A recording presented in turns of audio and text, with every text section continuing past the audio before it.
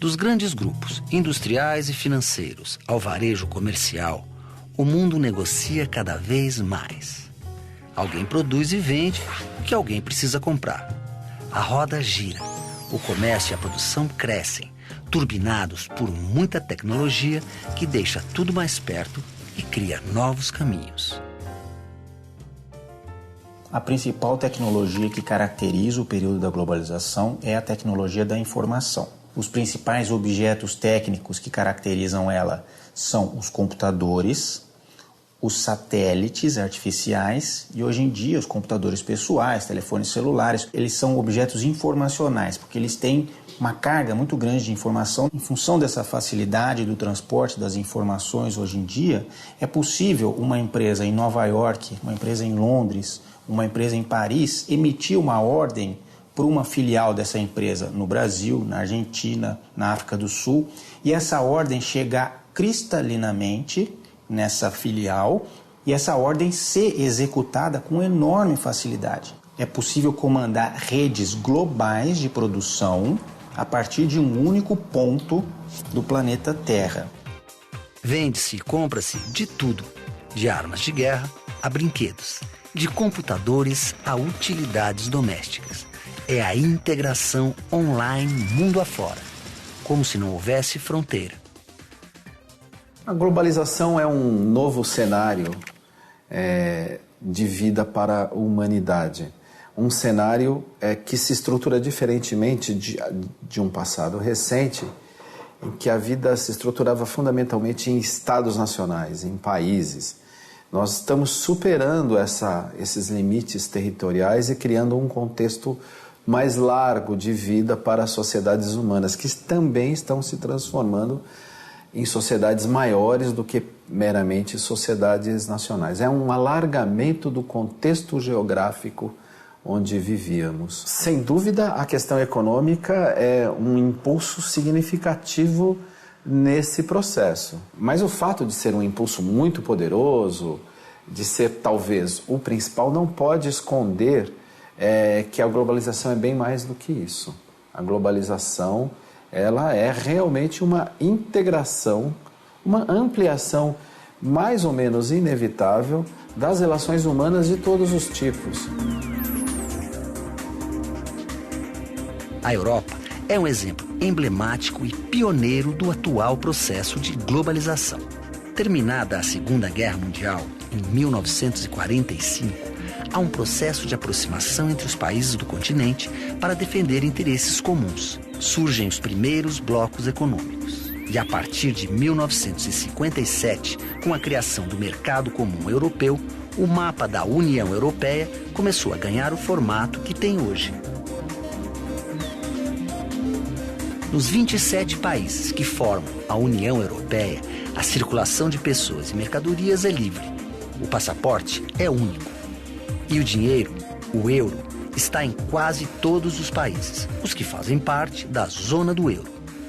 Diminuir a importância das fronteiras internas da União Europeia é uma forma de se criar países multiculturais, países que dependam mais um dos outros no bom sentido, que essa interdependência seja mutuamente boa para todos os países. Desde o começo da década de 90, há uma série de políticas públicas de todos os estados europeus reunidos para aumentar a mobilidade de estudantes e de professores universitários.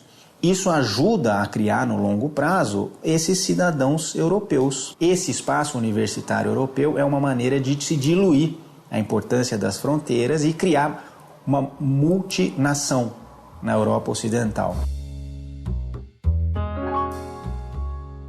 A globalização, em dimensão econômica, mostra várias caras da mesma moeda e estimula um debate. Ela é boa para todos? Os países pobres são beneficiados? Ainda muito difícil de ser percebido integralmente, com conexões que ainda não enxergamos, mas evidentemente ele é desigual. Existem áreas do mundo, países, que estão muito mais articulados, envolvidos nesse mundo global do que outras áreas do mundo que estão apenas vinculadas parcialmente ao processo de globalização, como, por exemplo, boa parte dos países africanos, alguns países asiáticos, mesmo países latino-americanos, que têm um grau de inserção diferente nisto que chamamos de globalização. Outra consequência da globalização que precisa ser discutida é a formação de grupos econômicos e o poder que isso representa. Grandes corporações que operam na escala mundial são mais ricas que muitos países. Com dinheiro, têm poder de influência e podem pressionar governos em benefício próprio.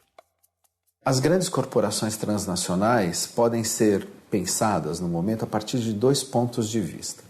Primeiro, do poder econômico que elas possuem, que pode ocasionar um grande perigo, que este poder econômico se transforme indevidamente num poder político. Um poder econômico tão avassalador que subordina politicamente países mais frágeis, até os mais fortes, subordina aos seus interesses. As empresas ganharam um tal poder no atual período histórico que elas conseguem fazer com que os estados façam frente às necessidades delas e não das populações como um todo.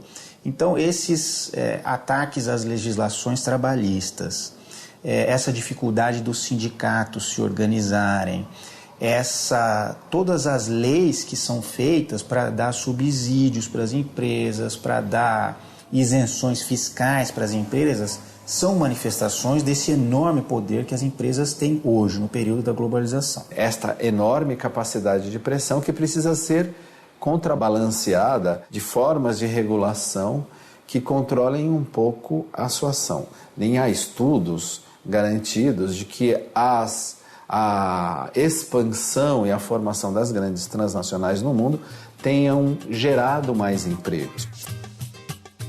No Brasil, estamos dos 2 lados do balcão. Compramos de tudo um pouco do mundo inteiro. Vendemos de tudo um pouco para o mundo inteiro.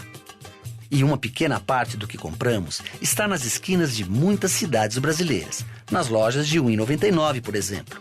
7 em cada 10 produtos são fabricados em outros países. Agora a pergunta: por que não fabricamos tudo aqui? Por que não criamos aqui os empregos que ajudamos a criar lá fora? É desejável que os países tenham trocas comerciais uns com os outros, é desejável que os países tenham trocas migratórias uns com os outros, trocas culturais, tudo isso é o que a gente sempre sonhou para uma humanidade melhor.